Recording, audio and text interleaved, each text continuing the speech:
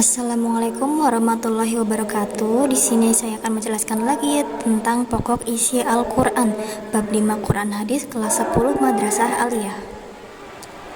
Nah, di sini nanti ada peta konsep mengenai Al-Qur'an. Yang pertama ada peta konsep tentang akidah, yang kedua ibadah dan muamalah, yang ketiga akhlak, yang keempat hukum, yang kelima sejarah, dan yang keenam sains dan teknologi. Yang pertama, kita akan membahas tentang akidah. Secara etimologi, akidah artinya kepercayaan atau keyakinan. Bentuk jamak akidah adalah aqaid, ngaqaid, disebut juga dengan istilah keimanan. Orang yang berakidah berarti orang yang beriman. Sedangkan secara terminologi atau secara istilah diartikan sebagai suatu kepercayaan yang harus diyakini dengan sepenuh hati, dinyatakan dengan lisan, dimanifestasikan dalam bentuk amal perbuatan. Inti pokok ajaran akidah adalah tauhid, yakni keyakinan bahwa Allah Maha Esa. Orang yang tidak meyakini kemahaesaan Allah berarti ia kafir, dan apabila ia meyakini adanya Tuhan selain Allah dinamakan musyrik.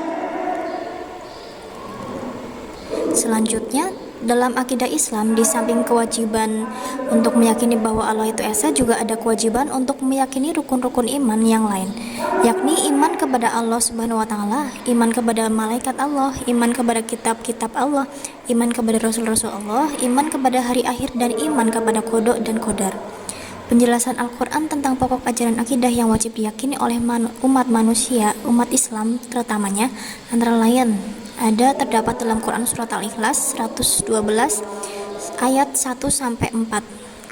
Yang kedua ada dalam Quran surat Al-Baqarah, yaitu pada urutan nomor 2 ayat 163. Yang ketiga ada dalam Quran surat Al-Baqarah ayat 285.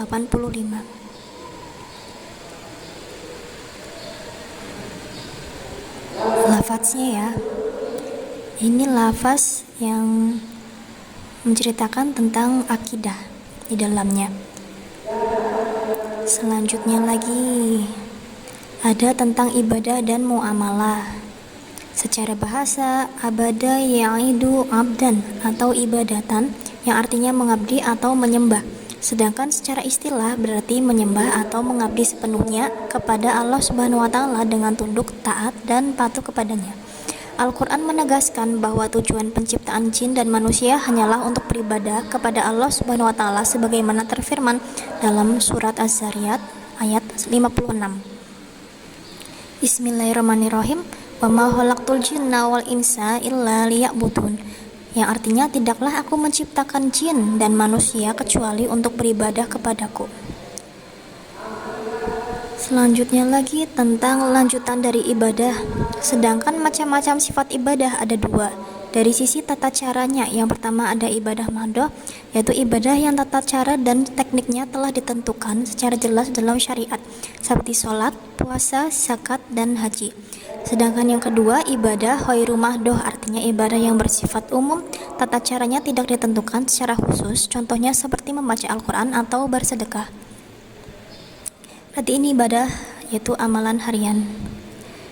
Yang kedua yaitu tentang akhlak.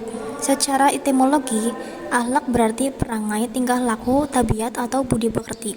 Sedangkan secara etimologi, akhlak adalah sifat yang tertanam dalam jiwa manusia yang muncul spontan dalam tingkah laku sehari-hari. Adapun di antara ayat-ayat Al-Quran yang menyatakan tentang ajaran akhlak Nabi Muhammad SAW antara lain adalah terdapat dalam Quran surat Al-Ahzab ayat 21. Bismillahirrahmanirrahim. Laqad kana lakum fi rasulillahi uswatun hasanatul liman kana yarjullaha wal yawmal akhir wa dzakarallaha katsiran. Yang artinya, sungguh pada diri Rasulullah benar-benar ada suri tauladan yang baik bagimu, yaitu bagi orang yang mengharap rahmat Allah dan kedatangan hari kiamat serta yang banyak mengingat Allah. Tadi nomor 3 akhlak ya. Yang keempat hukum. Dalam masalah hukum, Al-Quran memuat kaidah-kaidah dan ketentuan dasar bagi umat manusia. Kandungan hukum yang terdapat di dalam Al-Quran ada yang bersifat global atau garis besar atau mujmal, dan ada yang bersifat tafsil. Beberapa ayat Al-Quran yang berisi ketentuan hukum antara lain terdapat dalam Quran surat An-Nisa ayat 105. Selanjutnya lagi lanjutan dari ketentuan-ketentuan hukum yang dijelaskan dalam Al-Quran. Ini terdapat dalam Quran surat ya, ada hukum perkawinan, hukum waris, hukum perjanjian, hukum pidana, hukum perang, atau hukum antar bangsa. Ini sudah dijelaskan dalam Quran surat ayat tertentu. Bisa dicari di dalam Quran surat ya. Saya hanya menjelaskan mengenai secara rinci. Selanjutnya mengenai sejarah atau kisah umat masa lalu. Sejarah bukan hanya sekedar cerita semata, tetapi dimaksudkan untuk menjadi ibrah atau pelajaran bagi umat Islam. Dengan berkaca dari kisah umat terdahulu, umat Islam bisa menjalani kehidupan agar sesuai dengan petunjuk yang diberikan Al-Quran. Hal ini ditegaskan oleh Allah Subhanahu wa Ta'ala dalam firman-Nya. Terdapat dalam Quran surat Yusuf ayat 111. Selanjutnya lagi mengenai dasar-dasar ilmu pengetahuan dan teknologi.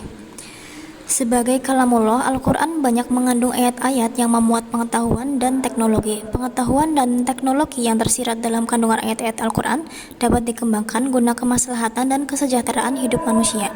Hal ini disyaratkan pada ayat Al-Quran untuk pertama kalinya diturunkan kepada Nabi Muhammad SAW, yaitu surat Al-Alaq ayat 1-5. Ini adalah surat yang pertama kali turun ya, diberikan kepada Nabi Muhammad SAW untuk disampaikan kepada semua umat manusia. Buku referensi saya mengambil kutip dari Al-Quran Hadis kelas 10 Madrasah Aliyah.